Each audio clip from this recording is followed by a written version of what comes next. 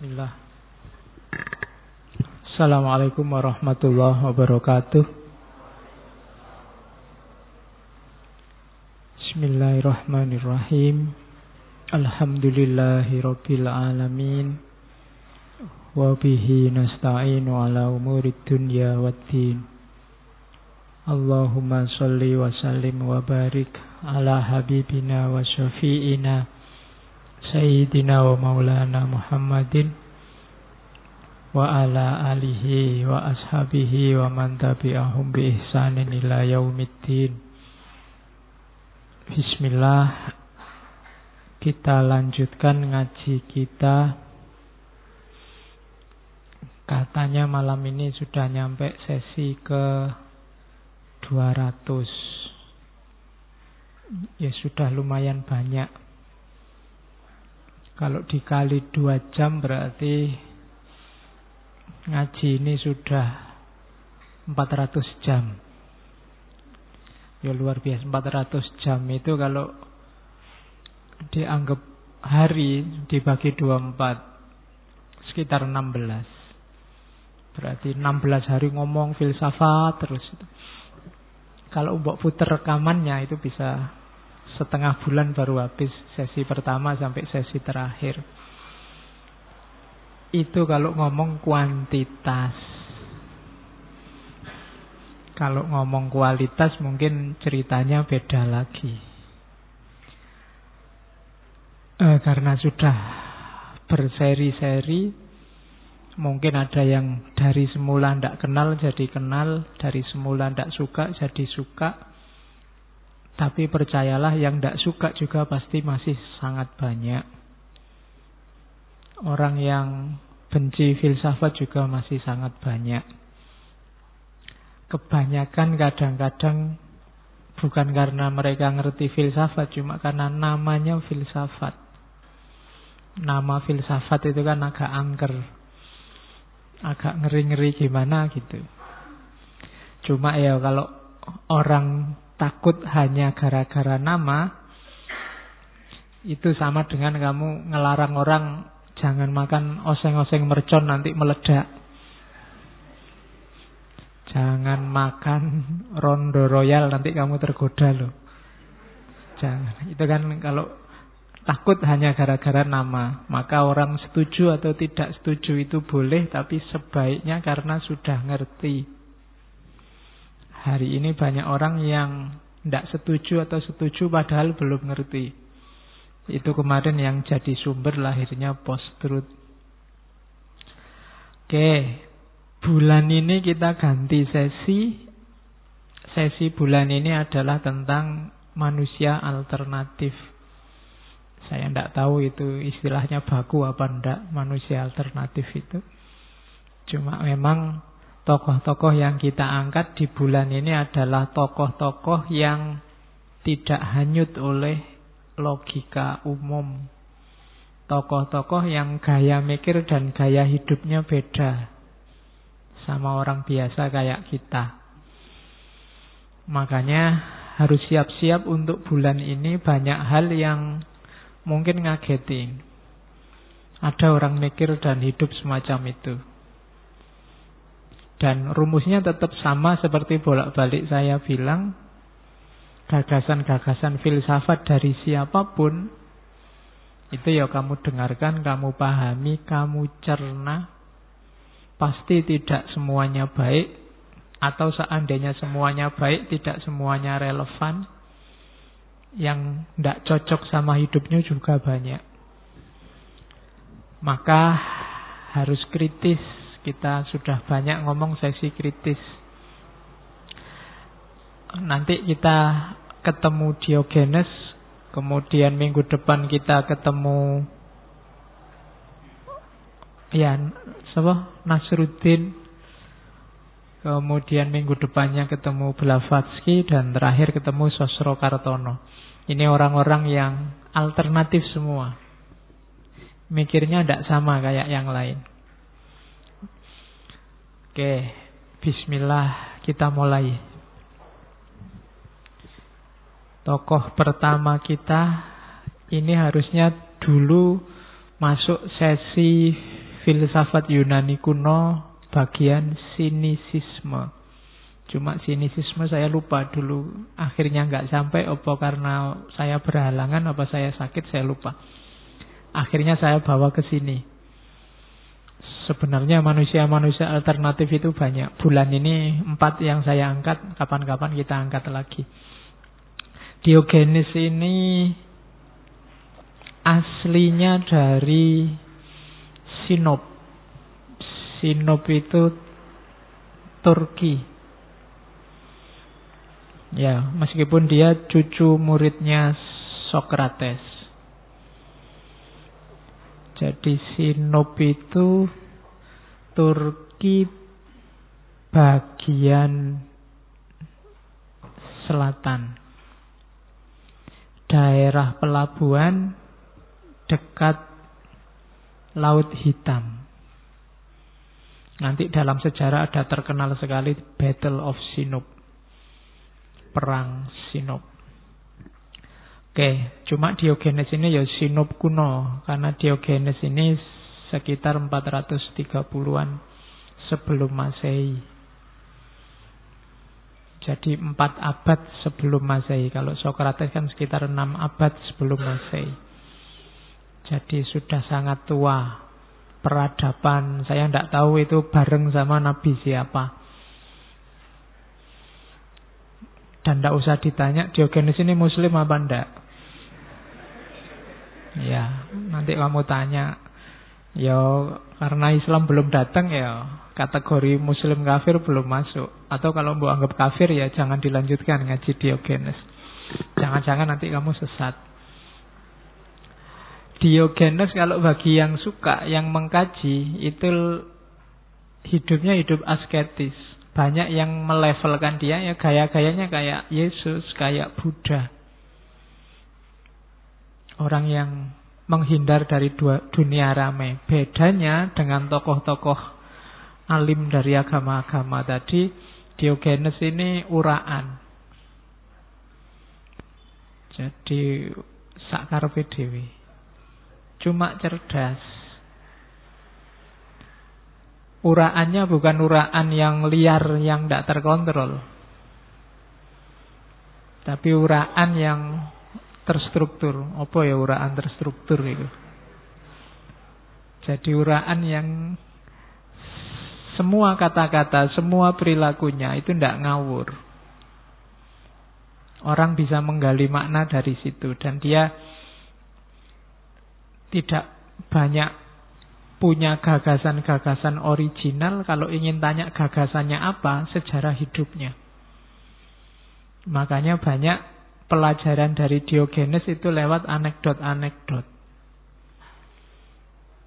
Cerita tentang Diogenes itu ditulis oleh seorang sejarawan ahli biografi yang namanya Diogenes juga. Kalau ini namanya Diogenes, biasanya disebut Diogenes de Sinop. Yang nulis sejarahnya namanya Diogenes Laertius. Kalau Diogenes Laertius ini sejarawan yang nulis biografi para filosof kuno. Nah, yang dikenal itu Diogenes yang ini, Diogenes Sinop. Diogenes Sinop ini tokoh biasanya masuk kategori Yunani kuno, era-era zaman berkuasanya Iskandar Zulkarnain, Alexander the Great. Itu Diogenes. Dia ini dari Sinop pindah ke Athena karena diusir. Bapaknya kalau hari ini mungkin ketahuan bikin uang palsu. Kriminal ya. Terus dia sama keluarganya diusir. Setelah itu dia berguru ke muridnya Sokrates namanya Aristippus. Cuma nanti dia mengkritik gurunya. Katanya Diogenes, alah guruku ini pikiran-pikirannya luar biasa bagus tapi cuma ngomong, nggak dipraktekkan. Nah, kamu boleh kritik saya gitu juga. Karena saya ngomongnya kan paling banyak, seminggu sekali 2 jam. itu omongnya apik-apik, cuma nggak dipraktekkan. Tidak ada gunanya. Dan Diogenes langsung praktek. Bagi dia ya kebajikan itu terutama tidak untuk diceramahkan, tapi untuk dijalankan. Maka dia praktek hidup, kalau bahasa agama-agama namanya asketis. Menjauh dari dunia, nanti kita pelajari dikit-dikit. Gaya hidupnya yang banyak menginspirasi aliran-aliran selanjutnya, yang sangat jelas terpengaruh oleh aliran sinismenya Diogenes itu aliran stoikisme. Kita sudah pernah ngaji itu. Sebenarnya harusnya sinisisme ini dulu, baru stoicisme. Yang baru ikut ngaji filsafat ini mesti istilah-istilahnya asing semua di telinga. Tidak apa-apa, yang penting pernah dengar itu sudah pahala. Ya, oke. Jadi dia hidup di era itu. Kalau hari ini mungkin kamu menyebut kasarnya dia hidup gelandangan, menggelandang. Cuma dia sangat dihormati oleh masyarakat Athena. Kalau ngomong ceplas-ceplos, ndak takut apapun, sampai neng ngarepe Alexander the Great pun dia berani ngomong sakarepe dhewe, berani ngomong sesuka hatinya. Cuma dihormati oleh orang Athena, ndak ada yang berani ganggu. Jadi mungkin hari ini kamu menyebutnya, kalau zaman sekarang mungkin kayak wali gitu ya, wali-wali jadab yang ndak kelihatan. Orang menghargai dia, tapi hidupnya sesuka hati. Nanti Diogenes dan kawan-kawan ini melahirkan aliran dalam filsafat namanya sinisisme. Yang sampai hari ini mungkin menjadi sejenis cara berpikir. Meskipun istilah sinis itu definisinya jauh antara dulu dan sekarang. Kalau sinis itu kan mungkin satu konotasi, satu pemahaman hari ini sama nyinyir. Jadi ngomong yang menyakiti orang lain. Bedanya sama dulu, kalau dulu sinisnya itu kritis, masuk akal, rasional, melahirkan gagasan-gagasan besar. Kalau hari ini sinisnya itu tinggal menyakitinya saja. Nanti di belakang kita lihat bedanya apa sinis dulu sama sinis sekarang. Cuma jangan salah, sinis itu dari bahasa Latin cynicus, yang itu terjemahan serapan dari bahasa Yunani kynikos, yang artinya anjing. Basa Jawane asu. Iya. Jadi kalau kamu ingin tahu filosofi, jangan salah. Berarti besok kalau kamu misuh-misuh itu ada filosofinya. Jadi malam ini kita belajar filsafat anjing. Karena kynikos itu artinya seperti anjing. Jadi, dan memang Diogenes gelarnya adalah si anjing. Nah, tak jawab kok kuasar terus malam ini, misuh terus. Ya, sekarang kan bahkan anjingnya sudah hilang. Kamu kalau komentar kan ganti anjay, ganteng, anjir, kacang, apa? Kalau kamu komen itu isinya kan gitu-gitu. Oke. Sinis itu cara menjalani hidup pertama-tama, bukan cara berpikir. Meskipun include di situ cara berpikir. Pilarnya 3. Yang pertama apatheia, yang kedua paresia, yang ketiga anaidea. Basa Yunani semua. Apatheia itu nanti kalau diserap bahasa Indonesia jadi apatis. Cuma kata-kata apatis dalam bahasa Indonesia konotasinya jelek. Padahal tidak selalu jelek.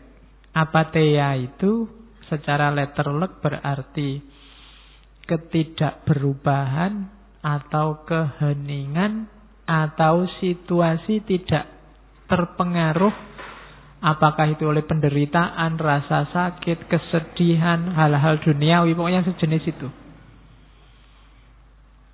Jadi kondisi yang sudah mantap, yang mungkin kalau agama dekat sama istiqomah, sudah tidak goyang lagi. Itu apatheia.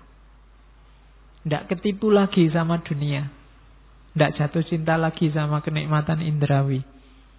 Itu ciri apatheia. Jadi orang mensinisi masyarakat yang masih tertipu, itu namanya apatheia. Orang yang sudah mantep itu kan ketawa lihat yang masih labil. Nah, itu orang yang mantep ini namanya apatheia. Itu pilar pertama sini. Jadi sebelum sini harus mantep dulu. Orang harusnya tidak mensinisi sebelum dia mantap. Pribadinya mantap, kediriannya. Yang kedua, kalau sudah apatheia, baru dia berani parhesia. Parhesia itu tidak takut, tidak malu kalau ngomong apapun yang dianggap benar. Itu kondisi kedua. Makanya sering menyakitkan. Karena kebenaran itu kadang-kadang menyakitkan. Kan ada ceritanya sufi yang menghadap seorang raja. Yang satu ketika raja ini minta, "Mbok sufi, saya kasihlah nasihat hikmah kebenaran." Katanya sufi, "Janganlah, kalau saya ngomong kebenaran, telinga sampean tidak akan kuat mendengarnya." "Tidak apa-apalah. Yo, kalau gitu besok siang saya ngomong kebenaran, saya akan datang lagi ke istana." "Oh baik, kalau gitu pangeran-pangeran, pejabat-pejabat saya suruh ngumpul biar mendengarkan kebenaran." Begitu besoknya sufinya datang ke istana, "Ayo sekarang kebenarannya apa? Kita ingin mendengarkan." Katanya sufi, "Sampean raja akan mati. Pangeran-pangeran ini juga akan mati. Pejabat-pejabat ini yo mati kabeh." Itu kan rajane terus ngamuk, "Kurang ajar, kamu disuruh ngasih kebenaran malah mengutuk." Katanya sufinya, "Loh, yang ngutuk siapa? Sampean kan nanti juga mati. Pangeran-pangeran ini juga mati semua." Tapi kan menyakitkan. Makanya rajane tidak kuat. Sama kata-katanya sufi tadi kan, kamu tidak akan kuat mendengarnya. Nah, orang yang mampu ngomong kebenaran, tidak malu, berani dalam situasi apapun, itu dia punya kualifikasi parhesia. Itu ciri kedua dalam sinisisme, pilar kedua. Kalau sudah dirimu mantap, kamu akan berani. Kalau masih ada takutnya, masih ada malu-malu secara sosial yang tidak proporsional, itu berarti masih ada pamrih, masih tergantung macam-macam. Masih ada yang dipertimbangkan selain kebenarannya. Berarti belum mantap, masih labil. Tidak bisa parhesia. Kalau sudah berani ngomong parhesia, nanti masuk ke yang ketiga. Ke yang ketiga, anaidea. Kalau tadi kan cuma ngomong. Kalau ini melakukan juga. Kalau menurutmu masyarakat itu keliru dan kamu merasa dirimu benar, kamu ngomong berani dan menjalankan yang beda dengan orang lain juga berani. Itu anaidea. Dan hanya pemberani yang bisa. Tidak gampang. Yang lain mewajib-wajibkan sekolah, kuliah, yang ini tidak wajib. Siapa yang bilang? Cari ilmu wajib, tapi sekolah, kuliah tidak. Oh, itu kan alternatif. Jadi berani melakukan yang berbeda dengan orang lain. Ini dia nyampe makom namanya anaidea. Kalau ngomongnya namanya parhesia. Cuma bekal untuk itu namanya apatheia. Nah, mantapkan dirimu dulu, baru nanti kamu boleh dan berani ngomong dan bertindak sesuai yang kamu anggap benar. Kalau kamu sendiri belum mantap, Ya tidak bisa. Kamu untuk ngomong bebas atau bertindak bebas. Itulah sinikisme. Makanya orang sinis itu bebas. Dia mandiri, baik mandiri untuk bertindak, mandiri untuk berkata-kata, dan hidupnya sendiri mandiri. Ciri utamanya mandiri. Makanya itu ada 3 kebebasan.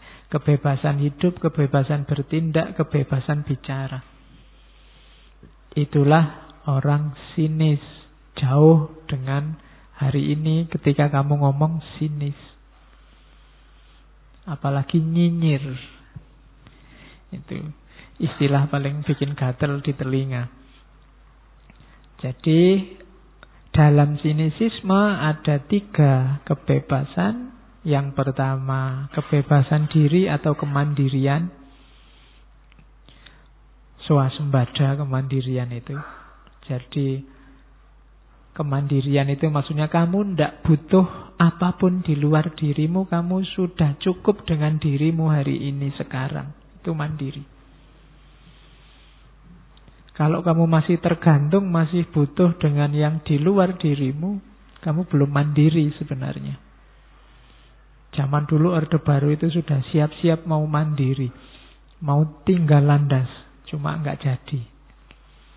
Zaman itu.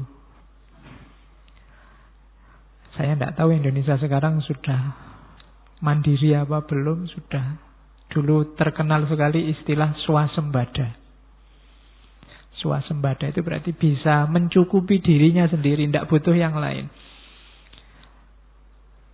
Kalau dirimu sudah merasa bahwa aku cukup dengan diriku sendiri, orang lain tidak butuh, kamu sudah nyampe ke level kedirian tertinggi. Kalau dalam dunia tasawuf, kamu sudah sangat dekat dengan Allah.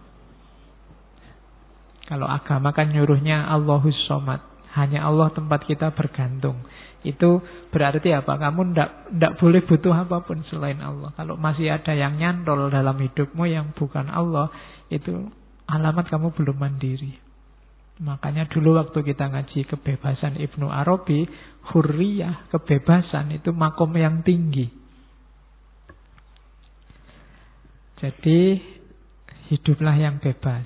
Hidup bebas itu ternyata bukan kamu bisa melakukan apa saja sesuka hatimu, tapi hidupmu yang tidak tergantung apapun, engkau cukup dengan dirimu sendiri. Itulah kebebasan. Cuma ini berat. Kalau sekedar kamu boleh melakukan apapun, itu gampang. Kalau tidak percaya, kamu nanti pulang masuk kamar, ingin melakukan apa saja kan bisa. Kamu mau nyopot baju, mau joget-joget, mau banting-banting, tidak ada masalah. Bisa, ternyata gampang. Yang susah itu membuat dirimu tidak terikat oleh apapun di luar dirimu. Membuat dirimu swasembada. Aku cukup dengan aku. Tidak butuh yang lain. Aku bahagia, aku sedih, aku gembira. Itu cukup dengan aku sendiri. Tidak karena yang lain. Itu... Kalau kamu nyampe level ini, kamu ada di level tasawuf yang tinggi. Namanya hurriyah. Jadi sinisisme ternyata ya nyambung-nyambung sidik sama tasawuf. Oke, pilarnya ternyata kemandirian. Yang kedua itu. Nah, kalau ingin tahu gambaran hidupnya Diogenes itu, dia hidupnya tidak di rumah, biasanya tidur di kuil atau dia punya gentong bekasnya anggur, namanya Pitos. Dia hidupnya di situ. Dan ya karena hidup gelandang di kota, dia dekat sama anjing-anjing. Makanya dia dipanggil si anjing. Tidak apa-apa ya, di masjid gambarnya tidak pakai baju. Ya untung cowok. Sudah lama kita tidak ketemu filosof perempuan, nanti kita angkat lagi. Jadi cuma tidak pakai gambar.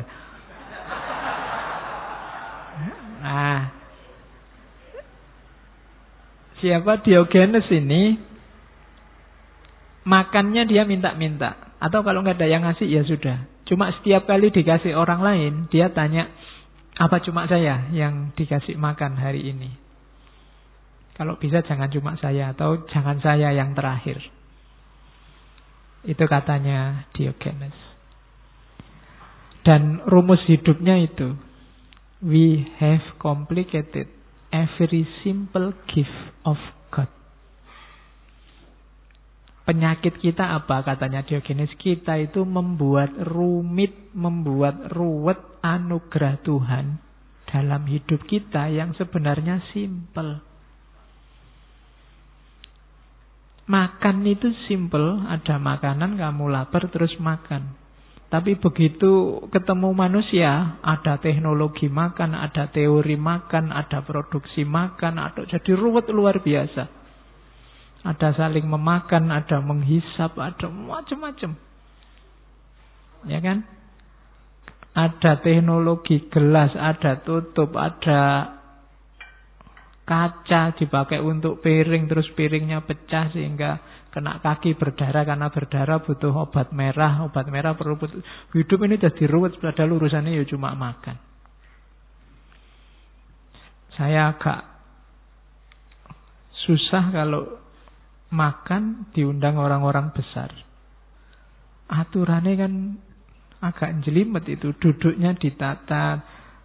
Tak pikir itu sapu tangan untuk usap, kalau habis itu ternyata ditaruh di bangku. Ada yang ditaruh di sini. Saya berapa kali diajak makan orang-orang penting, sumpek dewe aku. Ya. Menunya nggak bisa ngambil sebanyak mungkin. Kita biasanya makan kan nasi itu, makannya sidik terus dia. Nggak enak, mau makan aja tinggal simpel aja, jadi serumit itu. Itu makan, belum lagi tidur. Tidur aja oleh manusia kan sekarang ada baju tidur khusus. Padahal kamu kemana-mana nggak pernah ganti baju. Ada baju khusus untuk tidur, ada dipan. Itu pun tidak cukup selimut, masih ada bed cover, masih ada spray, masih ada rumitnya teknologi tidur itu. Bantal aja ada bantal jenis A, B, C, D. Hidup jadi kompleks, jadi rumit. We have complicated every simple gift of God. Coba kamu cermati ya. Hal-hal simple dalam hidup yang jadi ruwet. Maka Diogenes tidak suka yang gitu-gitu. Ada cerita Diogenes itu barangnya cuma satu, yaitu cangkir untuk minum. Satu ketika dia lihat anak gelandangan minumnya pakai tangan. Loh, pakai tangan ternyata bisa gitu, ngapain aku punya cangkir? Terus cangkirnya dibuang.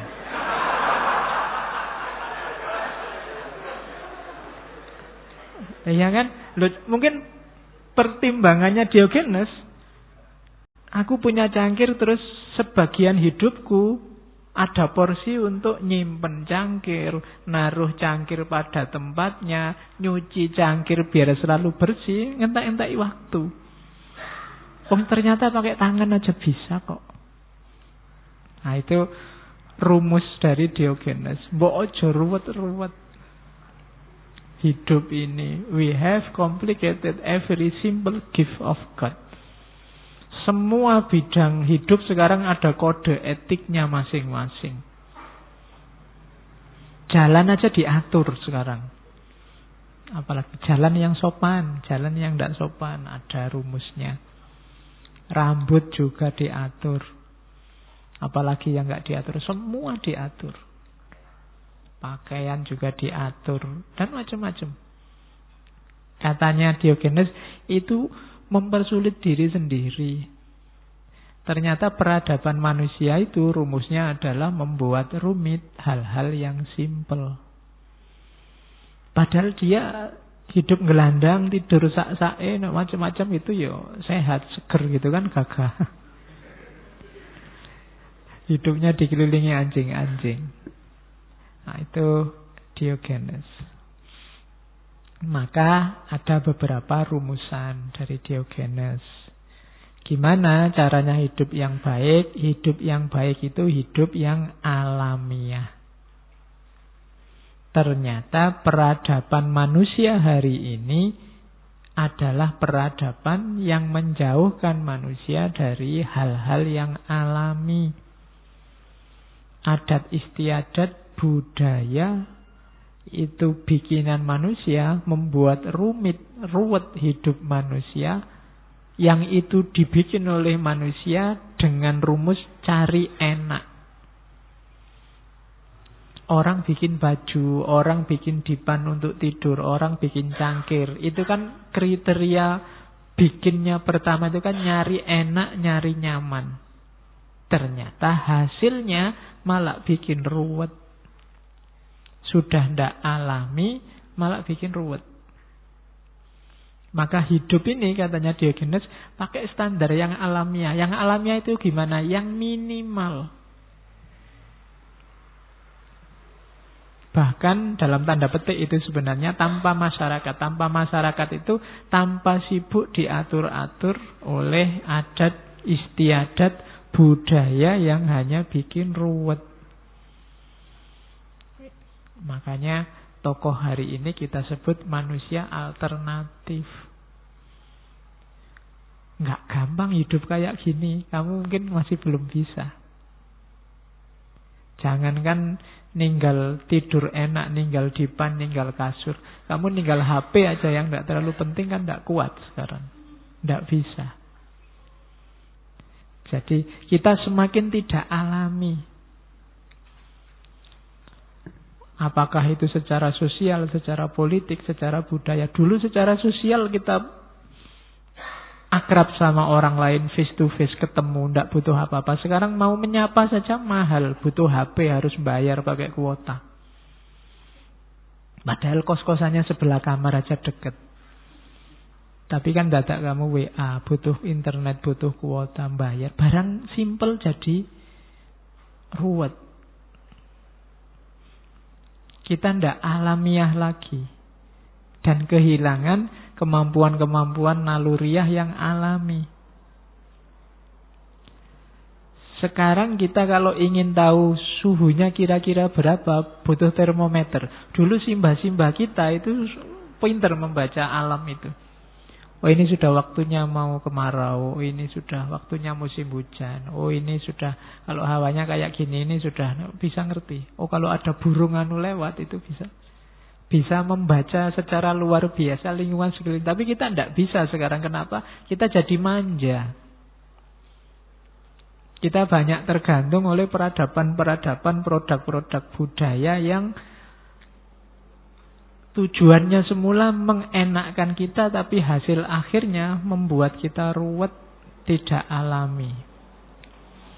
Nah itu tantangan dari Diogenes. Berani nggak meninggalkan itu semua? Ayo hidup yang alami. Ada yang tanya ke Diogenes, kira-kira hidup alami itu contohnya apa? Secara insting nomor 1 binatang. Binatang itu alami. Tidak ada binatang kok post-truth itu tidak ada. Binatang itu lapar ya lapar, suka ya suka, mau ya mau, ndak ya ndak. Yang kedua manusia primitif, itu masih lurus, masih lugu. Kemudian peradaban-peradaban dalam tanda petik mungkin barbar. Itu masih alami. Kalau hari ini mungkin masyarakat-masyarakat pedalaman yang belum tersentuh banyak oleh adat, oleh kebudayaan. Jadi back to nature, kembali jadi manusia yang alamiah. Manusia yang jadi manusia.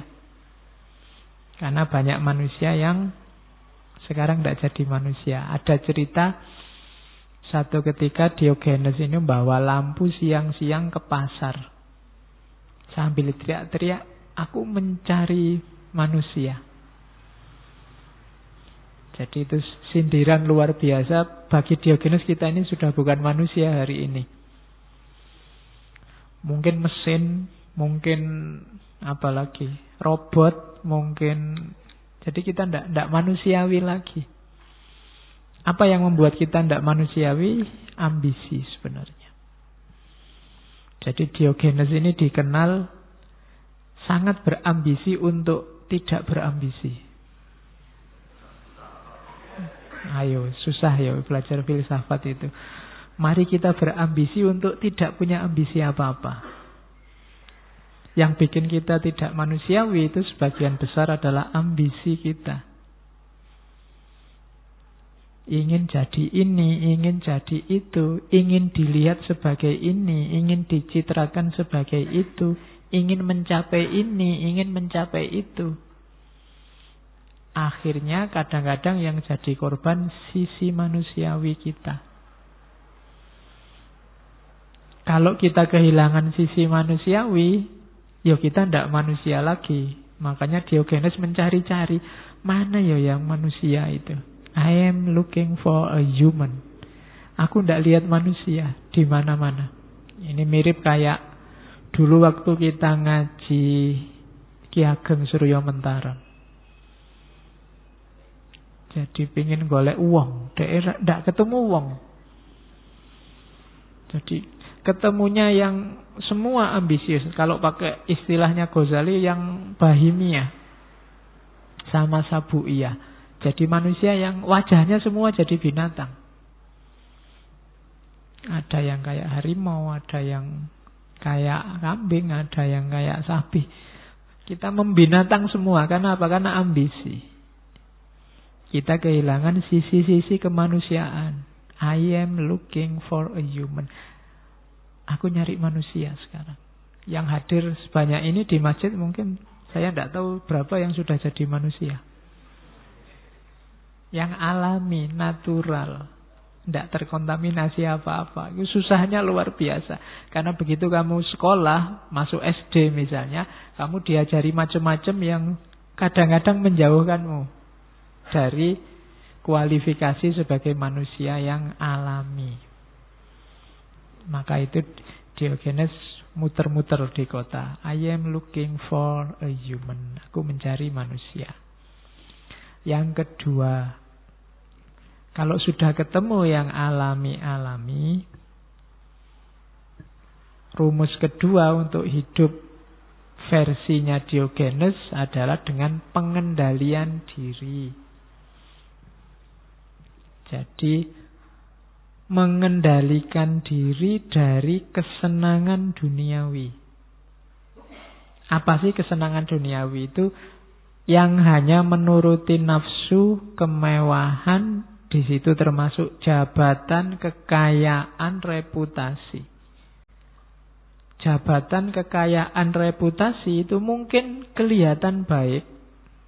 Tapi katanya Diogenes, semua itu adalah ornamen dari perbuatan jahat. Perbuatan jahat apapun pasti ada hubungannya dengan, kalau tidak jabatan, ya kekayaan, kalau enggak ya reputasi. Kamu boleh sebut kejahatan apapun. Jadi kesenangan duniawi, jabatan, kekayaan, reputasi. Di Jogja kemarin misalnya ada klitih. Klitih itu anak SMP ABG yang tidak jelas tiba-tiba baca orang terus lari. Setelah diinterogasi ternyata ya iseng aja untuk kepentingan gengnya biar dia levelnya naik di gengnya. Itu kan reputasi. Cah cilik sudah ngerti reputasi. Jabatan apalagi. Hari ini orang se-Indonesia maki-maki orang yang beda pandangan dengan dirinya. Ya, ternyata ya bersenggolan dengan makhluk yang namanya jabatan. Termasuk kekayaan. Kemarin ribut urusan kardus dan kawan-kawan itu kan urusan kekayaan. Kejahatan apapun ternyata ornamennya yang menghiasinya jabatan, kekayaan, reputasi. Maka yang ingin hidup alami dan lurus dan benar, jauhi saja itu. Hidupmu akan lebih nyaman. Kamu kan mimpinya selalu kaya. Tapi kalau Diogenes kebalikannya, jangan mimpi jadi orang kaya, malah repot. Ya kan? Semakin banyak yang kamu miliki, tanggung jawab dan kewajiban yang harus kamu lakukan jadi tambah banyak. Malah repot. Tadi Diogenes punya cangkir satu aja malah bikin repot. Apalagi kamu yang punya rumah banyak, punya mobil banyak, punya kendaraan, punya baju sak lemari. Alangkah repotnya. Saya tidak tahu, kalian aja yang belum kerja, coba dicek di lemarimu ada berapa pasang baju. Kamu tiap hari belanja baju, bajunya gonta-ganti terus, meskipun yang dipakai cuma itu-itu. Padahal baju itu mungkin harusnya kamu punya 3 aja kan cukup. Yang 1 dipakai, kemudian yang 1 dicuci, yang 1 ditaruh di lemari. Nanti setelah yang dipakai dicuci, yang dicuci ditaruh di lemari, yang ditaruh di lemari sekarang dipakai. Kan diputar gitu aja selesai. Cukup punya baju 3. Nanti ya kalau yang 1 sudah jelek, robek-robek, beli aja 1. Cukup. Jadi kan sebenarnya kamu cuma butuh 3, tapi kan punyanya sak lemari. Demi apa? Jabatan, kekayaan, reputasi. Nanti kalau teman-teman bilang, kamu kok bajunya nggak pernah ganti, malu dong Pak saya. Kan bisa begitu. Ya biar kamu nggak malu, baju 3 itu cari warna dan modelnya yang sama. Nanti kalau ditanya, kamu kok nggak pernah ganti? Loh, 20 bajuku itu kayak gini semua. Jadi kelihatannya nggak ganti, tapi aku ganti ini. 20 bajuku persis karena aku suka yang kayak gini. Kan selesai. Gara-gara reputasi uangmu habis banyak. Kayak anak sekolah itu loh. Tiap tahun ajaran beli buku tebel-tebel banyak. Buku tulis berapa. Kayak kamu kuliah itu loh. Beli gaya nih. Wah ini tahun ajaran baru beli buku. Mending kelas tidak pernah nyatet. Kamu cuma fotokopi. Banyak yang mubadir. Kalau versi Diogenes, nanti kamu kembali ke kamarmu, pulang ke rumah, coba dicek satu-satu, definisikan barangmu satu-satu, apa gunanya, apa pentingnya. Kalau ndak ada itu, kamu masih bisa hidup nyaman ndak? Kamu pilih aja. Keset, seandainya ndak ada keset ini, kira-kira aku hidup enak ndak? Apa pentingnya keset? Anduk. Apalagi di rumahmu ada apa saja, kompor. Apa pentingnya kompor di sini? Aku tiap hari beli. Misalnya, berapa persen aku butuh kompor ini? Coba tunjuk satu-satu. Yang tidak penting dijual. Buat apa di situ? Cuma nyempeki.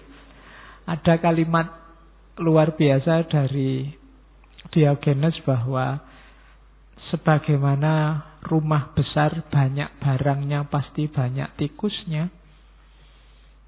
Tubuh manusia juga begitu. Kalau banyak kamu isinya banyak, kemungkinan juga banyak penyakitnya. Sumber penyakit itu makanan. Itu kata-katanya Diogenes. Kalau kamu di rumahmu kalau nggak ada barang apa-apa, percayalah nggak akan ada tikus. Kenapa ada tikus? Karena banyak barangnya. Yang itu kamu kejar-kejar mesti seneng tikusnya, bisa ndelik di mana. Tapi kalau kosong aja ndak ada apa-apa, tikusnya mesti ndak mau tinggal di kamarmu. Jadi kalau ada yang mengeluh, Pak rumah saya kok banyak tikus, barangmu kamu jual semua aja. Tikusnya nanti nggak masuk mesti. Oke, nah itu rumus yang sama kalau Pak saya kok sakit-sakitan. Coba ditengok cara makanmu gimana.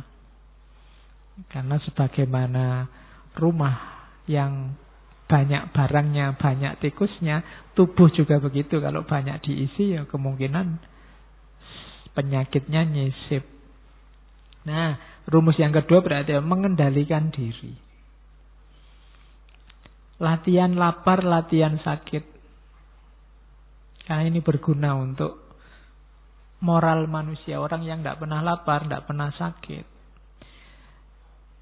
kecenderungannya akan sombong, merasa penting, merasa besar. Dan penyakit paling akut dalam dunia moral itu sombong.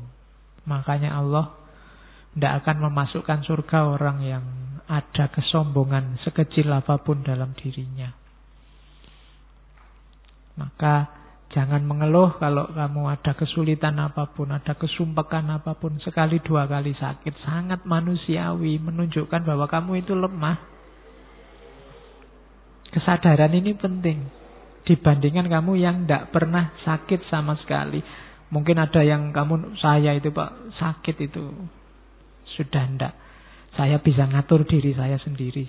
Kapan sakit, kapan tidak. Kalau saya tidak mau sakit, ya tidak sakit. Itu malah mengkhawatir kalau mentalmu begitu. Manusia ya waktunya capek ya capek, waktunya sakit ya sakit. Kadang-kadang sakit, kadang-kadang sehat. Dalam rangka apa? Dalam rangka moral. Biar kamu sadar kelemahanmu. Oke, itu namanya pengendalian diri. Dan kebahagiaan yang sejati, katanya Diogenes, dalam mengendalikan diri ini. Makanya tadi kita berambisi untuk tidak punya ambisi. Lakukan apa saja tapi tidak harus matok-matok target. Biar kamu tidak kecewa. Kenapa kamu ngaji? Ya ngaji aja Pak. Paham tidak? Tidak tahu. Dapat apa kamu ngaji? Tidak tahu juga.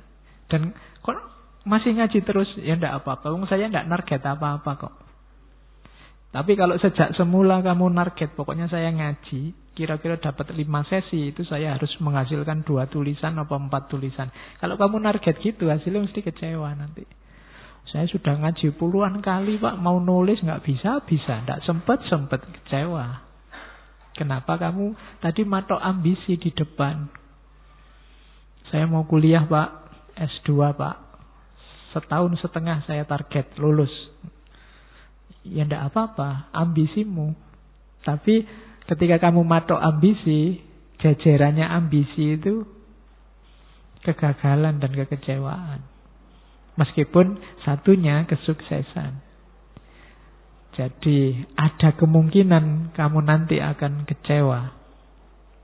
Biar tidak nyampe ke terminal yang namanya kecewa, tidak usah ambisi. Pokoknya kuliah ya kuliah yang benar, yang serius gitu aja. Pingin nulis ya nulis saja.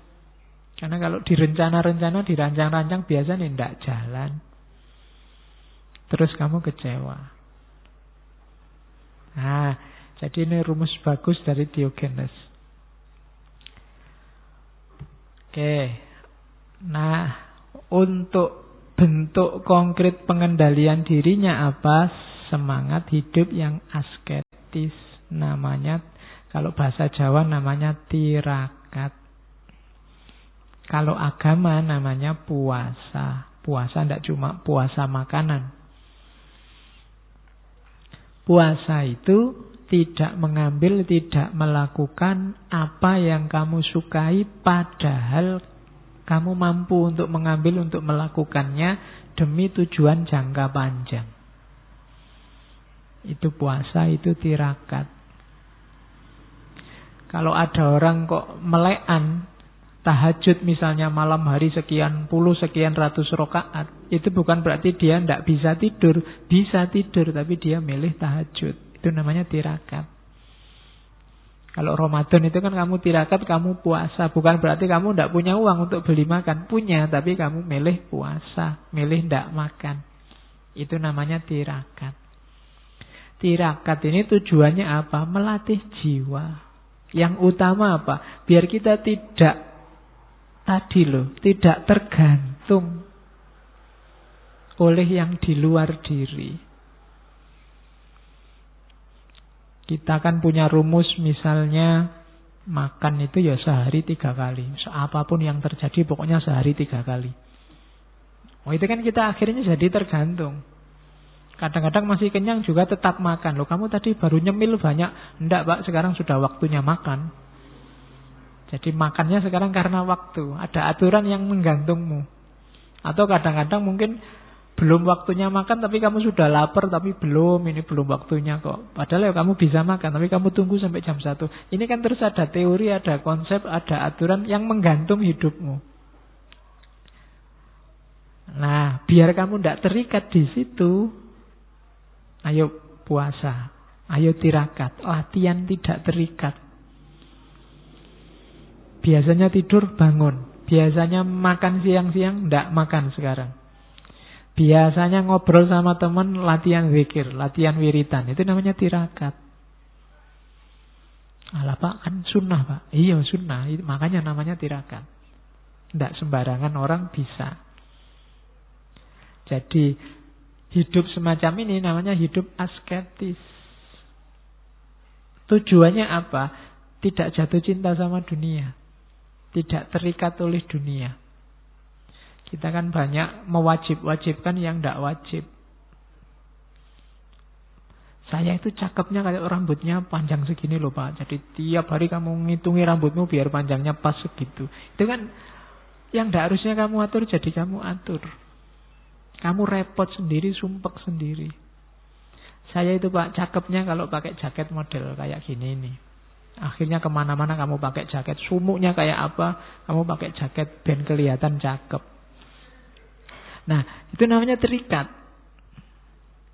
Kalau ndak ini ndak Pak. Kalau nggak aliran itu saya ndak. Kalau nggak itu ndak. Sumber dari semua problem, banyak problem hari ini itu keterikatan-keterikatan kita.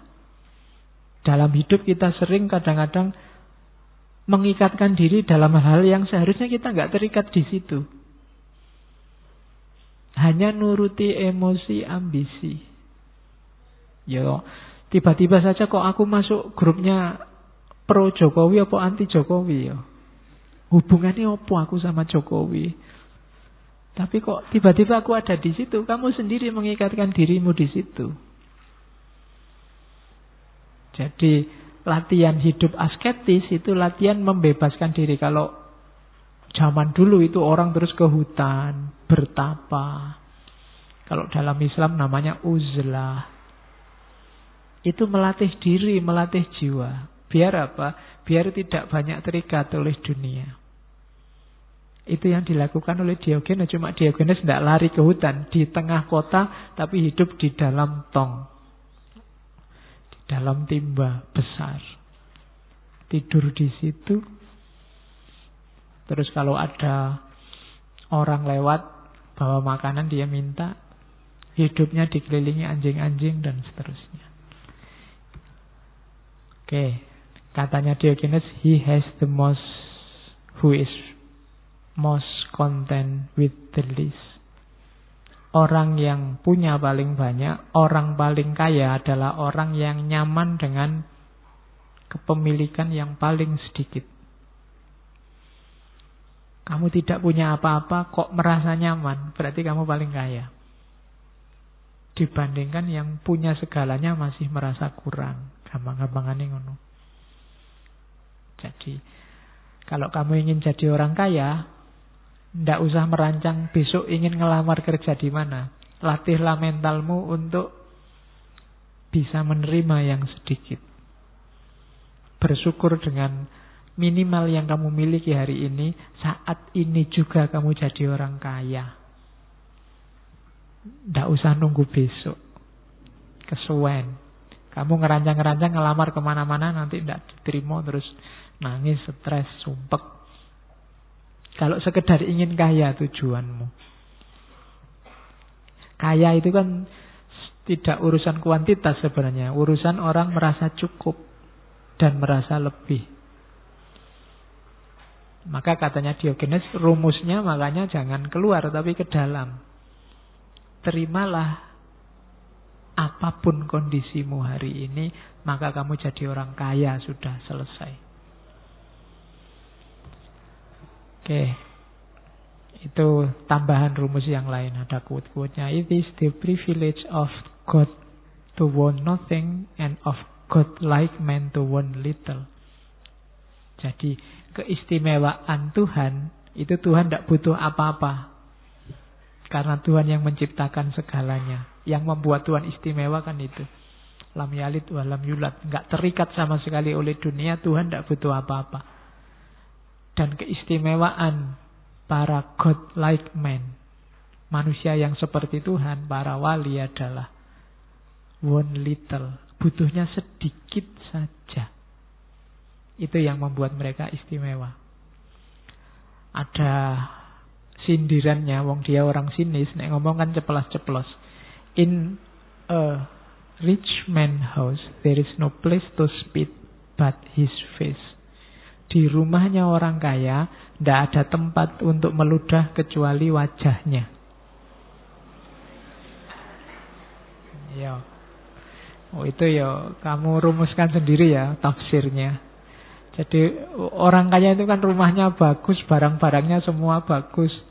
Mulai dari taman sampai dapur belakang itu kan kinclong semua. Jadi tidak ada tempat untuk meludah. Satu-satunya tempat meludah adalah wajahnya. Itu kalimatnya nyelekit. Untuk mengkritik kekayaan. Maka jangan jadi orang kaya. Nanti kamu membuat dirimu jadi wajahmu layak untuk diludahi orang. Oke, nah itu sinisnya si Diogenes pada orang kaya. Cuma dia tidak cuma ngeritik, karena hidupnya sendiri memang hidup yang swasembada. Hidup yang cukup dengan dirinya sendiri. Kalau dia tidak hidup semacam itu, dia ngomong kayak gini, tidak ada orang percaya. Cuma karena dia hidupnya juga semacam itu, ketika dia ngomong semacam ini, ya orang percaya saja. Itu bedanya sama kita. Kalau kamu yang ngomong, wong duitmu akeh, kamu tiap hari berlebih-lebihan di macam-macam, kamu ngomong kayak gini, tidak ada tempat meludah di rumah orang kaya kecuali wajahnya. Ya berarti wajahmu juga gitu. Orang ngomongnya bisa begitu. Jadi ini rumus dari Diogenes. Terus gelarnya adalah, tadi saya sudah singgung di depan, si anjing. Ya kalau dia orang Jawa mungkin panggilannya jadinya Su. Ya. Ya celuannya memang gitu. Satu ketika ada orang yang marah. Ini orang baik-baik kok dipanggil anjing.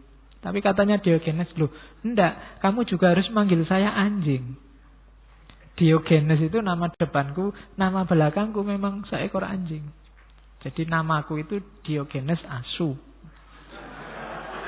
Nah, cuma katanya Diogenes, loh, tapi aku anjing yang baik. Anjing dari keturunan terhormat yang menjaga dan melindungi sahabat-sahabatnya.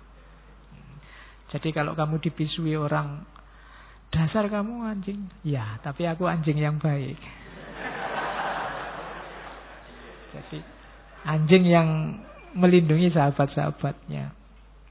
Satu ketika dia ditanya, kok bisa ya orang manggil kamu anjing? Katanya Diogenes, ya aku ini karakterku kayak anjing. Cuma ini perlu ditafsir kata-katanya. Aku mengibas-ibaskan ekorku di hadapan orang yang memberiku sesuatu, menggonggong di depan orang yang tidak memberiku apa-apa, dan membenamkan gigiku ke tubuh para penjahat, para bajingan. Itu tafsirnya apa? Yang pertama, aku akan berterima kasih kalau ada orang memberiku sesuatu, membawa manfaat dalam hidupku. Dan aku akan menggonggong. Menggonggong itu mengingatkan, mengagetkan orang-orang yang tidak memberikan apa-apa, orang-orang yang macet, orang-orang yang mandek, orang-orang yang pasif, orang-orang yang tidak produktif. Dan akan aku gigit orang-orang yang jahat, orang-orang yang merusak. Inilah filosofinya anjing. Jadi mengibas-ibaskan ekor, menggonggong dan menggigit. Maka jangan marah kalau ada yang misuh-misuh. Kamu sebagai anjing, filosofinya tinggi. Jadi bersyukur kalau mendapat anugerah, dapat sesuatu. Watawasau bil haq, menggonggong. Kalau ada orang tidak beri apa-apa, tidak beri manfaat. Dan yang terakhir, kalau ada orang jahat ya digigit. Jadi menyenangkan bisa, mengagetkan bisa, menyakiti juga bisa. Jadi kita perlu kualifikasi seekor anjing dalam hidup ini. Versinya Diogenes. Satu ketika dia ngomong juga, kalau anjing lain yang digigit musuh-musuh mereka, tetapi aku menggigit sahabat-sahabatku untuk menyelamatkan mereka. Jadi untuk mengingatkan. Kata-katanya kadang menyakitkan, tapi untuk menyelamatkan. Kalau tidak gitu, tidak sadar-sadar. Maka katanya Diogenes, panggillah aku, tetap panggillah aku anjing. Tidak apa-apa. Satu ketika ada orang-orang kaya yang nggoda Diogenes. Ya manggilnya, anjing, ini makanan gitu. Terus Diogenes datang, makanannya diambil, terus orangnya dikencingi. Orangnya marah-marah, kamu kok malah ngencingi aku? Loh, aku kan anjing. Jadi dikencingi kan biasa aja, anjing kan memang suka kencing. Jadi terus itu gayanya Diogenes memang begitu. Makanya dia dipanggil si anjing. Yang jadi cikal bakal aliran namanya sinisisme. Nah, ini juga kritiknya Diogenes pada masyarakat, pada orang-orang pinter, termasuk gurunya. Katanya Diogenes, menjadi orang baik itu tidak bisa hanya paham tentang kebaikan atau ngomong tentang kebaikan. Orang baik itu adalah orang yang mempraktekkan kebaikan yang dipahami dan diomongkannya. Tokoh-tokoh yang dilihat oleh Diogenes itu hampir semua cuma menang ngomong. Khususnya yang dikritik ini orang-orang sofis. Orang sofis ini dulu kita sudah bahas tentang sofisme. Orang-orang pinter cuma bayaran. Para filosof, orang-orang yang ngerti filsafat, hanya saja filsafatnya dipakai untuk mencari keuntungan untuk dirinya sendiri. Jadi maju tak gentar membela yang bayar. Itu kaum sofis. Siapa yang ngundang berani bayar berapa, ingin kebenaran versi apa, akan dikasih. Nah itu sofis. Yang itu dikritik hebat, baik oleh Sokrates apalagi oleh Diogenes. Wong gurunya saja yang tidak mempraktekkan yang diomongkan dikritik oleh Diogenes. Aristippus. Katanya Diogenes, loh, orang baik itu bukan orang yang menceramahkan kebaikan, tapi orang yang menjalani kebaikan. Meskipun masyarakat hari ini sering tertipu. Melihat orang ngomong, orang ceramah tentang kebaikan, terus dianggap orang ini mesti orang baik. Belum. Orang baik itu tidak diukur dari kata-kata dan ceramahnya, tapi dari perilakunya. Ini yang sering dilupakan orang, katanya Diogenes. Maka, katanya Diogenes, setahu saya manusia itu terlalu banyak omong, terlalu banyak mengumbar kata-kata tanpa mempraktekkannya. Kita menampilkan diri sebagai para penjaga moral yang hanya bisa mengajarkan hal-hal yang baik dan buruk tanpa mempraktekkannya dalam hidup. Jadi prioritaskan perilaku moral di atas teori moral.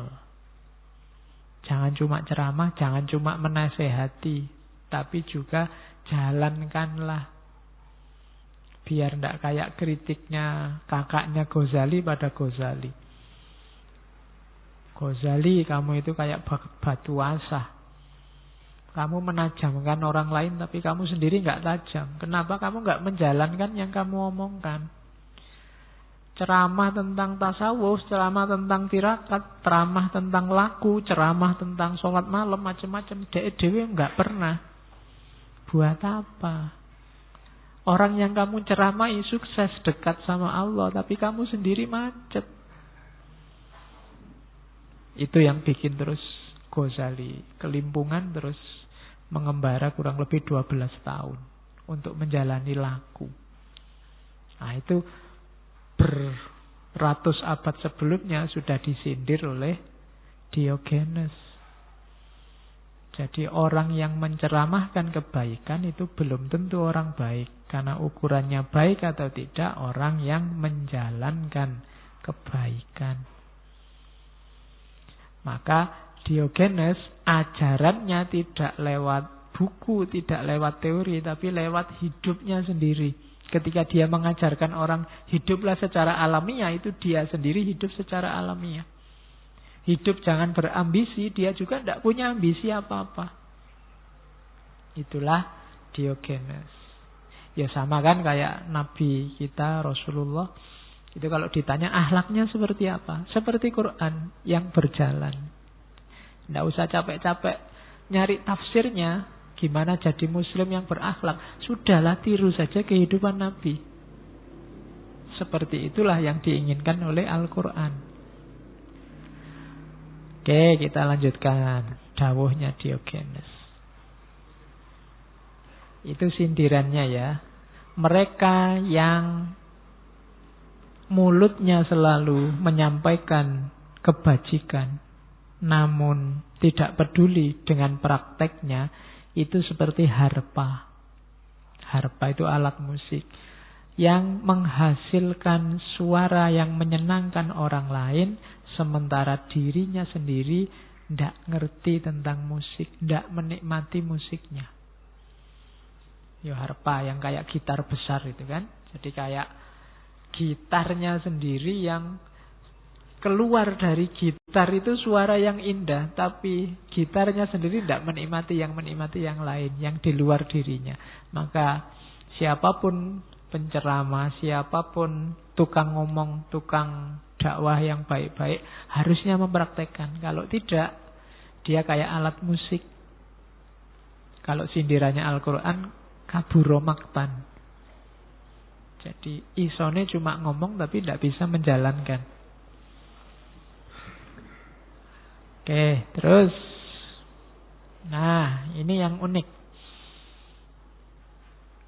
Katanya Diogenes, waktu ditanya, Diogenes, kamu itu orang mana sih? Aku itu warga dunia. Aku bukan orang Athena, aku bukan orang Yunani, aku adalah warga dunia. Diogenes nanti dipandang sebagai yang menginisiasi lahirnya kosmopolitanisme. Jadi manusia itu pertama-tama lihatlah sebagai warga dunia. Levelnya sama, sederajat, semuanya mulia. Tidak ada manusia yang tidak mulia, termasuk manusia yang kamu benci. Dia juga manusia yang mulia. Kalau kasar-kasarannya, kalau dalam Islam semuanya keturunannya Nabi. Nabi Adam. Jadi kalau keturunannya Nabi kamu sebut Habib, wis kuwabe iki Habib berarti. Keturunannya Nabi Adam. Kita semua warga dunia, kita sama-sama saudara. Kan kayak tulisannya Gandhi itu kan, semua manusia bersaudara. Makanya kalau lagi gegeran, lagi debat, lagi maki-makian sama saudaramu yang lain, ingat-ingatlah dia itu saudaramu. Paling tidak dia saudaramu sama-sama Indonesia, buktinya ya pakai bahasa Indonesia. Kalau pakai bahasa Inggris kan nggak jadi debat. Ya, kalau kamu ingin debatnya cepat selesai, kamu postinglah pakai bahasa Inggris, mesti mandek wis. Jadi kita ini warga dunia. Itu yang teorinya disebut kosmopolitanisme. Ini ada kalimat bagus. Nanti yang penggemar mistik boleh direnungi kalimat ini. Segala sesuatu itu kan miliknya dewa zaman itu. Kalau sekarang mungkin miliknya Allah, miliknya Tuhan. Dewa itu sahabatnya orang bijak. Para wali itu kan sahabatnya Allah. Jadi Allah sahabatnya para wali, wali sahabatnya Allah. Miliknya para sahabat itu dipakai bersama. Jadi miliknya Allah itu berarti kan juga miliknya para wali. Kenapa? Para wali sahabatnya Allah. Karena Allah memiliki segala sesuatu, berarti para wali itu sebenarnya punya hak atas segala sesuatu. Orang-orang yang dekat sama Allah itu sebenarnya punya segalanya kalau dia mau. Kenapa? Dia sahabatnya Allah. Rumusnya itu. Maka jangan macem-macem sama orang yang dekat sama Allah. Dia menguasai segalanya. Kenapa? Karena dia sahabatnya Allah. Dan sahabat itu kan berbagi. Kayak kamu di kos-kosan sak kamar, kalau sudah sahabat, bajuku ya bajumu, sepatuku ya sepatumu, siapa butuh silakan pakai. Rumusnya pokoknya diikhlaskan saja, saling rela, kan itu. Dengan rumus ini berarti karena para wali, orang-orang bijak itu adalah sahabatnya dewa, sahabatnya Allah, berarti mereka sebenarnya hakikatnya punya segalanya kalau mau. Cuma para wali kan gak mau apa-apa selain Allahnya sendiri. Kebalikannya kita mau segalanya selain Allahnya saja. Kelemahan kita kan di situ. Milih mana dikasih segalanya kecuali Allah, apa dikasih Allah dan tidak segalanya. Kalau kita mungkin jawabnya masih segalanya dulu lah Pak, besok-besok Allahnya. Mesti ngono. Kalau para wali kan enggak. Allah saja, yang lain tidak penting. Kayak Diogenes itu semua yang duniawi tidak penting. Semua keterikatan duniawi tidak penting. Oke. Terus Diogenes ini sering dibandingkan sama Sokrates. Mungkin Diogenes ini agak trauma melihat Sokrates dihukum mati. Ternyata orang baik, orang benar yang menyampaikan kebenaran itu juga bahaya. Sokrates kan dituduh meracuni pikiran anak-anak muda. Maka Diogenes ganti gaya. Sebenarnya gagasan-gagasannya sama kayak yang disampaikan oleh Sokrates. Cuma dia ganti gaya dengan gaya selengean dan uraannya. Dengan gaya guyonannya. Jadi orang tidak marah kalau guyon. Kalau stand up comedy itu kan kalau maki-maki orang, orangnya kan tidak marah. Kalau mengkritik orang, menjatuhkan orang, orangnya kan tidak marah. Itu gaya guyon. Tapi kalau di luar stand up kan orang bisa tawuran itu diomongin kayak gitu. Nah itu yang dipakai oleh Diogenes. Kalau Sokrates gayanya, gelarnya Sokrates itu kan gadfly. Gadfly itu pengganggu. Orang diitik-itik terus suruh mikir, apa yo, kamu itu bener kayak hidupmu sekarang. Itu kan Sokrates. Sehingga dianggap meracuni anak muda. Nah, kalau Diogenes katanya Plato, Diogenes itu Sokrates gone mad. Sokrates yang edan. Jadi versi gilanya Sokrates itu Diogenes. Ngomongnya sak karepe dhewe tapi penuh hikmah kata-katanya. Gaya hidupnya juga penuh hikmah. Kalau Sokrates dia bertanya, tanya jawab serius, diskusi serius. Kalau Diogenes enggak, ngelucu, ngomong yang aneh-aneh, mengagetkan orang. Itu gayanya Diogenes. Kalau Sokrates mengarahkan manusia dalam rutinitas dan tradisi, kalau Diogenes menawarkan antitesisnya hidup. Kalau Sokrates mengklaim dirinya citizen of polis, warga kota. Kalau Diogenes citizen of the world, warga dunia. Diogenes ini waktu diusir dari Sinop, keluarganya diusir. Orang-orang bilang, Diogenes, kamu dikutuk untuk jadi orang terusir. Jawabannya Diogenes, ya, tapi kalian saya kutuk untuk jadi orang yang punya rumah. Ya. Versinya Diogenes punya rumah tetap itu sumpek. Banyak tanggung jawab yang harus dilakukan. Jadi katanya Diogenes, justru aku yang mengutukmu. Sekarang aku bebas keluar dari rumah. Kamu sekarang yang masih dikutuk punya rumah. Dan aku tidak butuh rumah. Kenapa? Karena aku citizen of the world. Aku warga dunia. Fasilitas banyak di luar gampang, katanya Diogenes. Mau nyari apa aja bisa. Karena kuncinya bukan di luar diri, tapi di dalam diri. Nah itu gaya hidup Diogenes. Kalau kamu berani, silahkan diikuti. Kalau berani. Oke.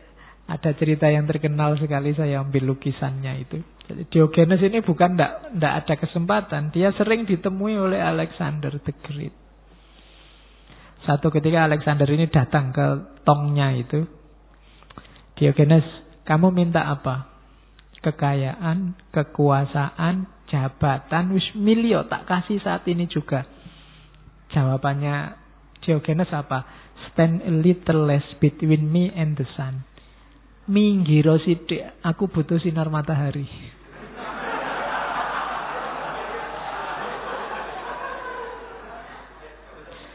Jadi dia cuma butuh sinar matahari, sampean ngadeg di depanku malah ketutupan, mataharinya minggir. Bayangkan Alexander the Great digituin loh. Penguasa sepertiga dunia menawari apapun yang dia minta, permintaannya cuma satu, minggir. Karena kamu berdiri di depanku itu nutupi matahari. Jadi ini yang tidak bisa kamu kan, tiba-tiba Jokowi datang padamu, kamu mau apa? Kamu dikai sepeda, wis sawenenge setengah mati. Iya. Kalau Diogenes cuma, Pak minggir Pak, jangan di depan saya. Aku butuh sinar matahari ini. Jadi, oke. Oh, kalau kamu bisa kayak gini luar biasa. Makanya dia manusia alternatif. Jarang orang kayak gini. Itu saya bawa anekdotnya itu. Satu ketika pas dia di kuburan, dia nyari-nyari tulang. Kebetulan ada Alexander. Kamu nyari apa Diogenes di kuburan? Aku nyari tulang belulangnya ayahmu. Tapi susah aku membedakannya dari tulang belulangnya para budak. Manusia kalau sudah jadi tulang sama saja. Meskipun yang satu raja, yang satu budak. Dan nanti di banyak kesempatan Alexander ini suka sama Diogenes. Meskipun wongnya sakarepe dhewe nanti. Ada banyak nasihat-nasihat dari Diogenes yang saya tidak bisa bawa ke sini. Kapan-kapan saya bawa.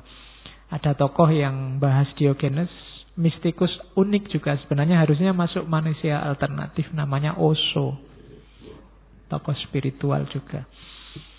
Itu dia bahas banyak nasihat-nasihatnya Diogenes pada Alexander. Kapan-kapan kita angkat Osho. Sampai Alexander itu bilang, kalau aku bukan Alexander, males aku, maka aku adalah Diogenes. Jadi dia ingin jadi Diogenes. Setelah dia ngomong gitu, Diogenes ngomong, kalau aku bukan Diogenes, aku berharap aku Diogenes. Ya kan? Lo itu orang yang sangat puas, sangat cukup dengan dirinya sendiri. Kalau kamu kan masih pingin jadi apa gitu.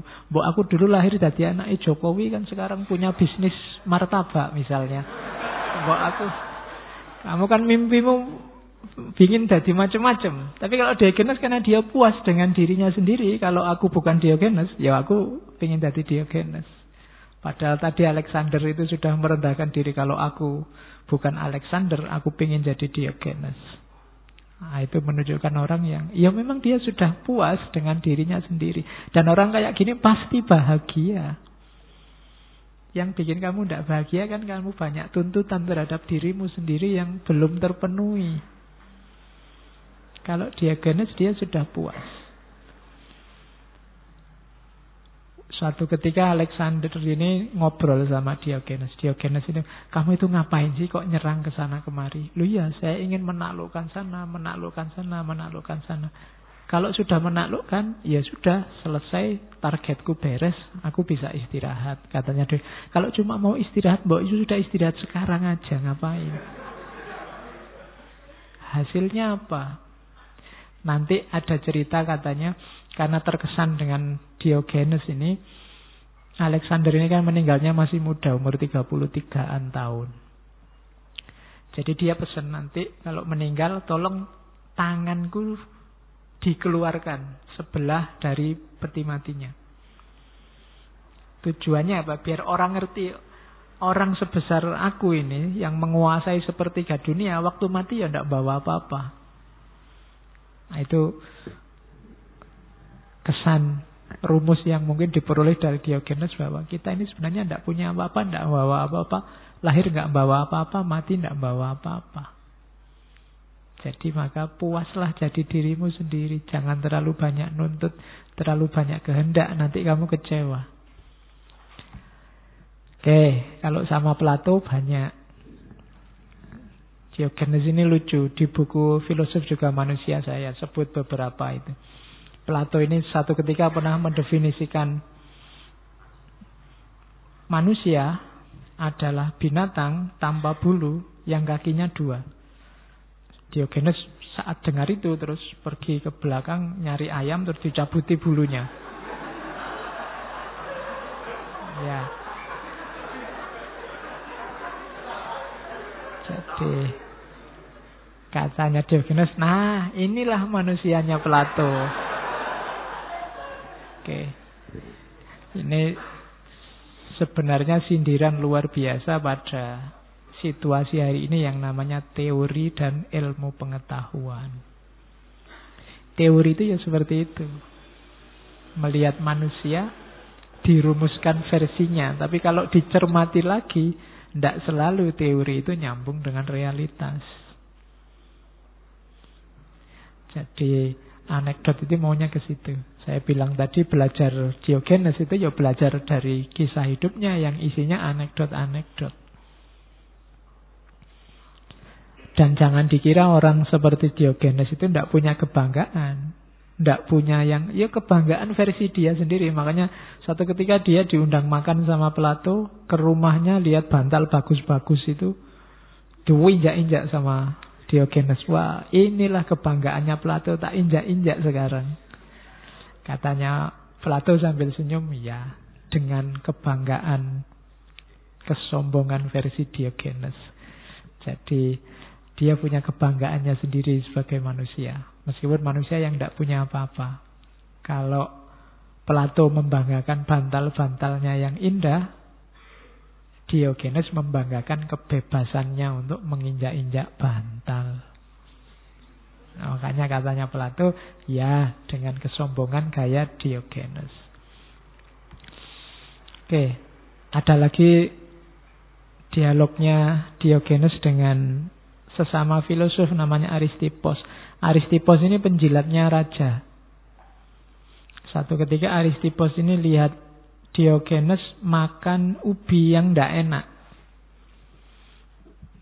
Jadi sayur-sayuran yang tidak enak. Katanya Aristippos, kalau kamu mau belajar mengabdi pada raja, kamu tidak perlu makan sampah seperti itu. Dijawab oleh Diogenes sebaliknya, harusnya kamu belajar makan sampah seperti ini biar kamu tidak harus menjilat raja. Jadi dibalik oleh Diogenes. Kenapa? Jauh lebih mulia makan ubi daripada menjilat raja. Jadi daripada kamu latihan menjilat, mending latihan makan ubi. Daripada kamu latihan menjilat, mending latihan hidup susah. Nah, itu rumus dari Diogenes. Tidak sembarangan orang bisa kayak gini. Itulah. Itu kalau mahasiswa analog dengan daripada kamu nyontek, mending tidak lulus. Kenapa? Karena nilainya jauh. Mending kamu latihan sabar tidak lulus-lulus daripada curang, mendekati dosen, dan macam-macam.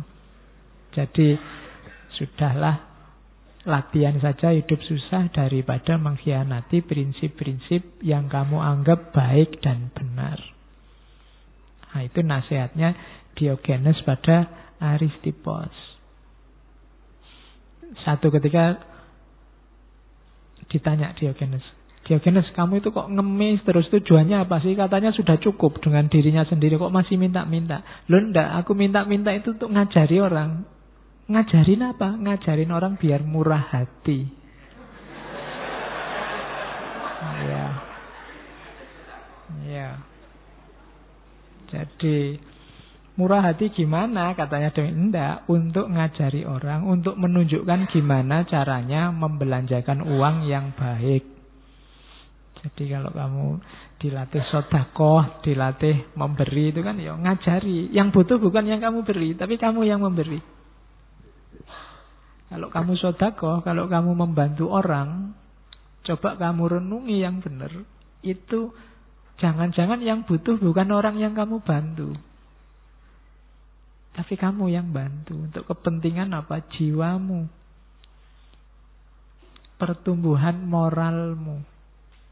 Diogenes nggak ada yang ngasih, nggak masalah. Dia sudah terlatih hidup sengsara. Tapi orang yang ngasih dapat pelajaran. Pelajaran murah hati. Ini koyone lucu. Memang gayanya Diogenes lucu. Tapi maknanya dalam. Kamu tidak bantu Lombok itu tidak masalah. Yang bantu sudah banyak. Mungkin orang sana jauh lebih kuat daripada perkiraanmu. Tapi yang butuh itu dirimu dan jiwamu. Kelembutan hatimu. Kamu butuh itu. Wong yo paling nyumbang kamu berapa. Tapi yang dibutuhkan keikhlasanmu. Tidak gampang orang bisa ikhlas membantu. Nah itu maka dari anekdot ini ada pelajaran luar biasa. Jangan-jangan kalau kita membantu orang, menolong orang itu yang butuh bukan yang ditolong, tapi kamu yang menolong. Manfaat lebih besar justru engkau yang dapat. Makanya Al-Quran mengibaratkannya, kalau kamu sedekah berapa? 100, kamu bisa dapat 700 karena manfaat yang kamu keluarkan itu jauh lebih besar daripada nanti hasilnya yang kamu peroleh. Nah itu nasihat versi Diogenes. Guyonannya punya makna dalam. Ini juga perlu diingatkan oleh Diogenes. Satu ketika Diogenes ini ceramah, isinya bagus-bagus, tapi tidak ada yang dengerin. Akhirnya dia nyopot baju, nyanyi-nyanyi, sweet-sweet, orang datang semua.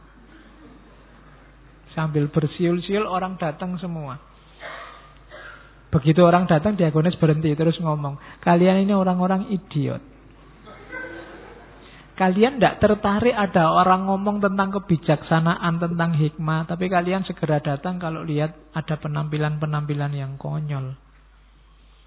Oh, itu anekdot ini bisa kalian pakai untuk TV dan yang sejenisnya.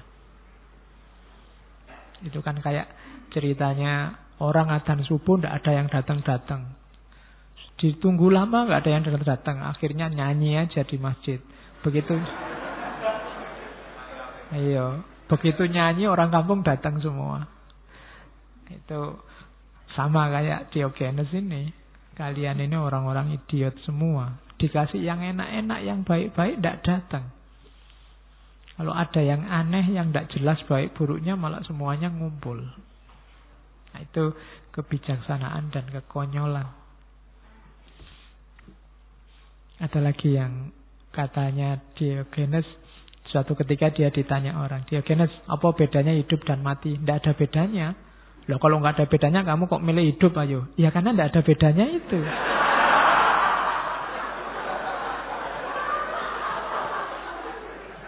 Ya, oke, logikanya pinter ya kamu. Tidak ada bedanya. Aku milih mana saja kan nggak masalah. Kok orang jadi marah? Iya. Anekdot ini saya ambil hari ini. Kita semua kan bilang mau milih calon siapa saja, boleh-boleh saja, sah-sah saja. Lah kok kamu marah ada temanmu pilihannya beda sama kamu? Katanya tidak ada bedanya. Kamu kan bilang calon A punya hak, calon B juga punya hak, sah-sah saja. Dan orang boleh milih sesuai yang dia suka yang mana. Lah kok kamu marah ada temanmu milih yang beda sama kamu? Situasi hari ini kan itu. Dan itu bagi saya pas dengan anekdotnya Diogenes ini. Apa bedanya hidup dan mati? Ya sama, tidak ada bedanya katanya Diogenes. Lah kok kamu lebih milih mati? Lah iya karena tidak ada bedanya. Tidak masalah, aku milih hidup ya boleh, milih mati ya boleh. Kok kamu protes? Nah itu anekdot lagi.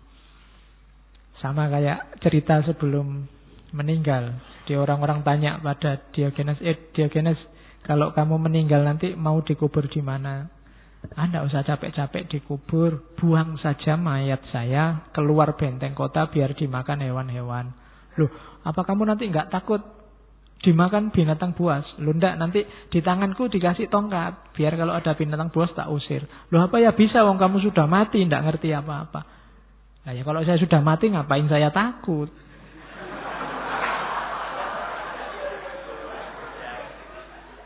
Lah wong sudah mati ndak sadar ya ngapain? Lah kok ditanyain apa ndak takut?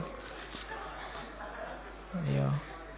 Jadi kayak ngomongnya kayak gini loh Diogenes, jadi lucu, jengkeli, tapi ada rahasianya, ada hikmahnya.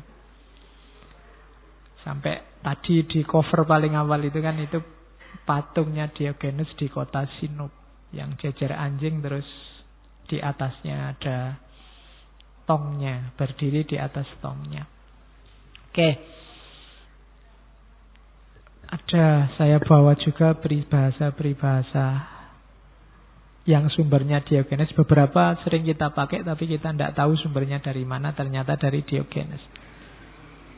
Yang pertama, manusia adalah binatang paling cerdas, tapi sekaligus paling tolol. Itu kalau bahasanya Al-Quran mungkin manusia itu ahsanu takwim, tapi kadang-kadang juga asfala safilin. Jadi yang paling konyol di alam semesta ini manusia. Meskipun manusia juga sebenarnya yang paling cerdas. Nah itu sindirannya Diogenes.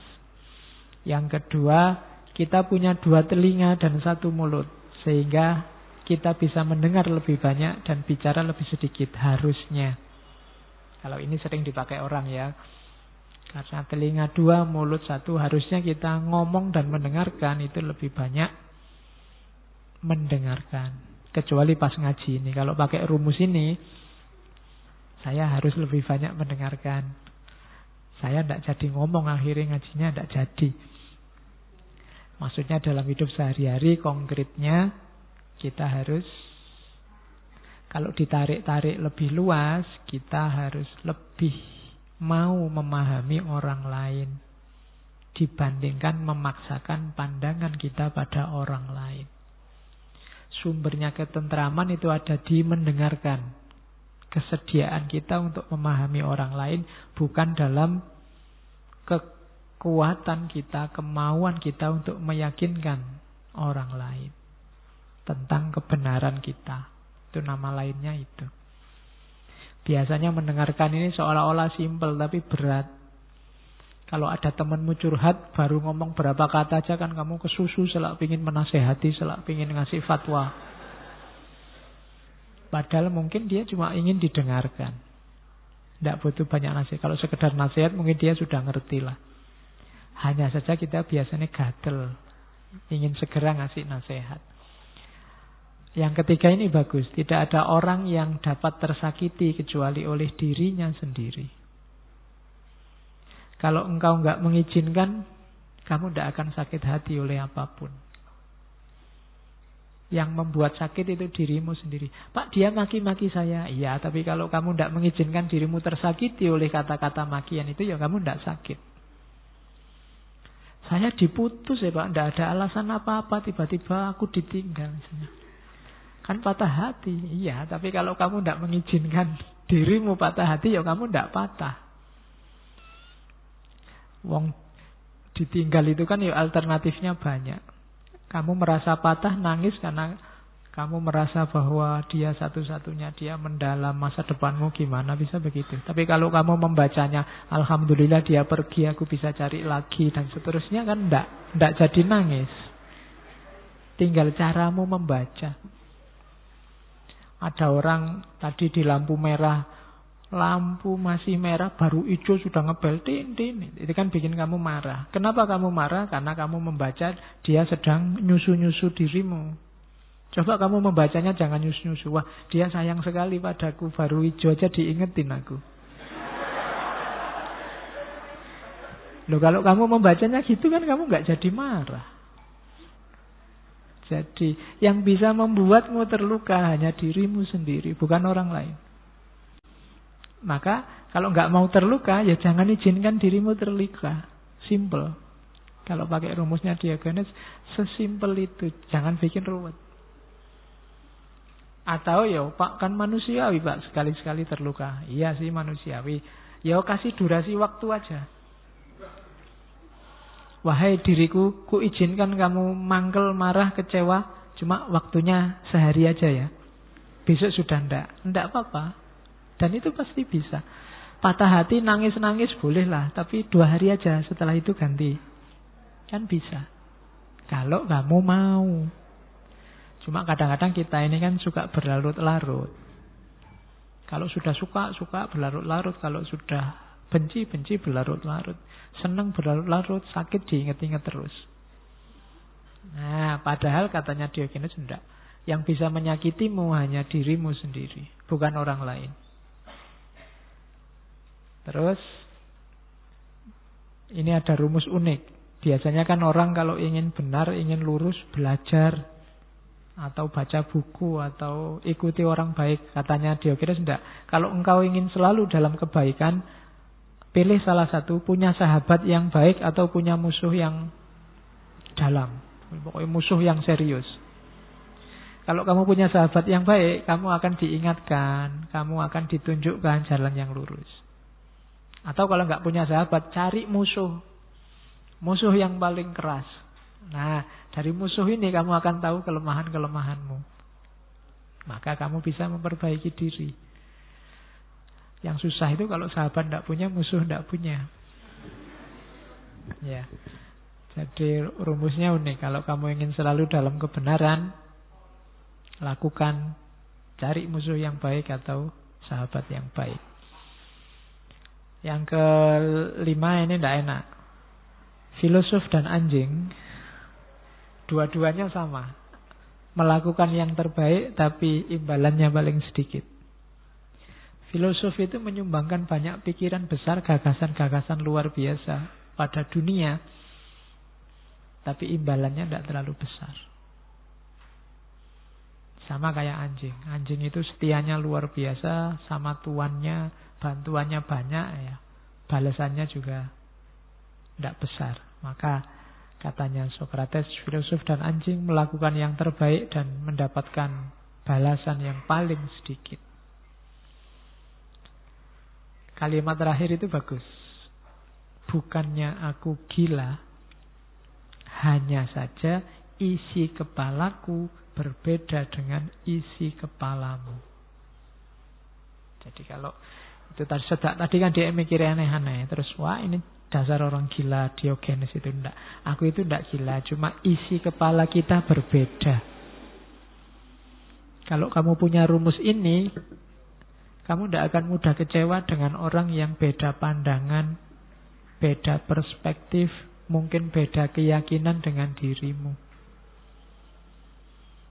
Dasar orang sesat, enggak. Dia enggak sesat, cuma isi kepalanya berbeda. Jadi, biar kamu enggak gampang nuduh orang lain. Yo, kenapa kok dia isi kepalanya begitu? Sejarahnya yang membentuk beda dengan sejarah terbentuknya isi kepala kita. Kita jadi semacam ini, itu sesuai sejarah kita. Dia jadi semacam itu sesuai sejarahnya. Maka bukannya aku gila, hanya saja isi kepalaku beda dengan isi kepalamu.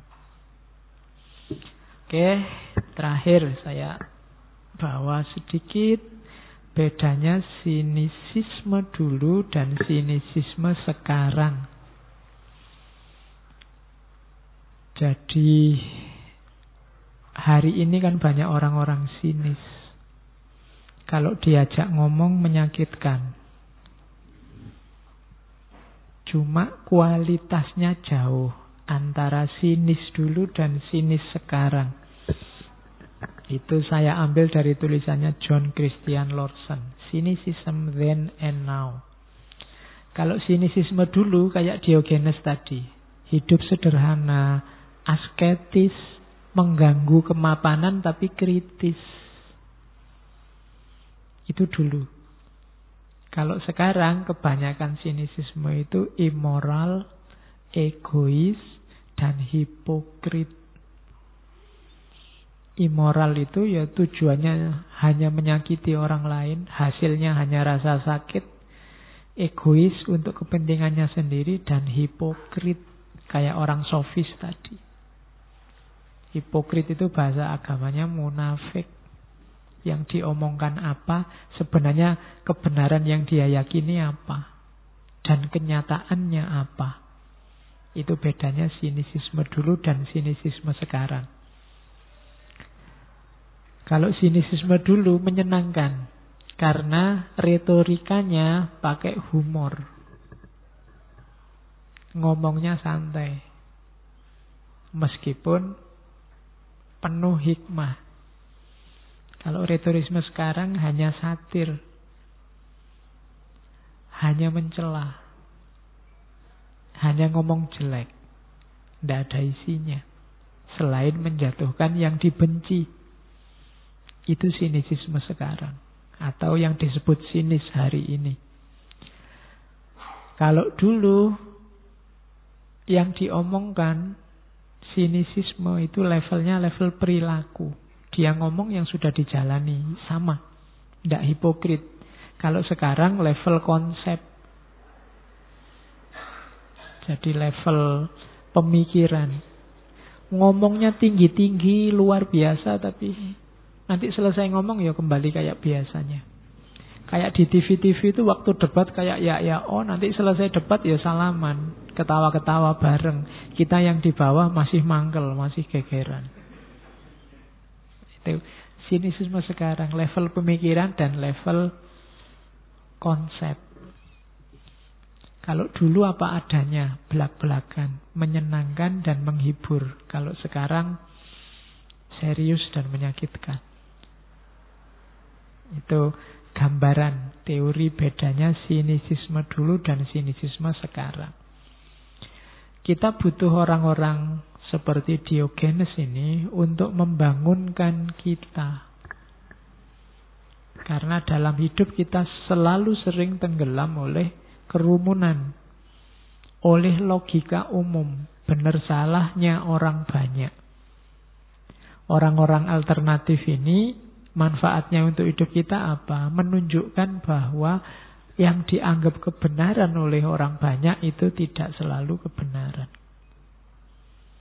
Itu gunanya kita punya Diogenes. Saya tidak tahu di Indonesia ada atau enggak orang-orang semacam ini. Yang tidak cuma ngomongnya tapi gaya hidupnya juga sekaligus konsisten. Ketika omongan dan gaya hidupnya konsisten, dia ngomong apapun orang percaya. Makanya Diogenes ini seuraan apapun dia,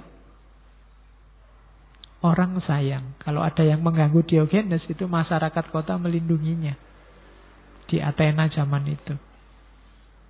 Nah, itu saya tidak tahu di antara sekian yang hadir ini mungkin salah satu bisa jadi Diogenes yang baru.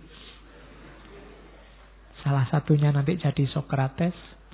Salah satunya jadi Plato, kan luar biasa. Siapa kita?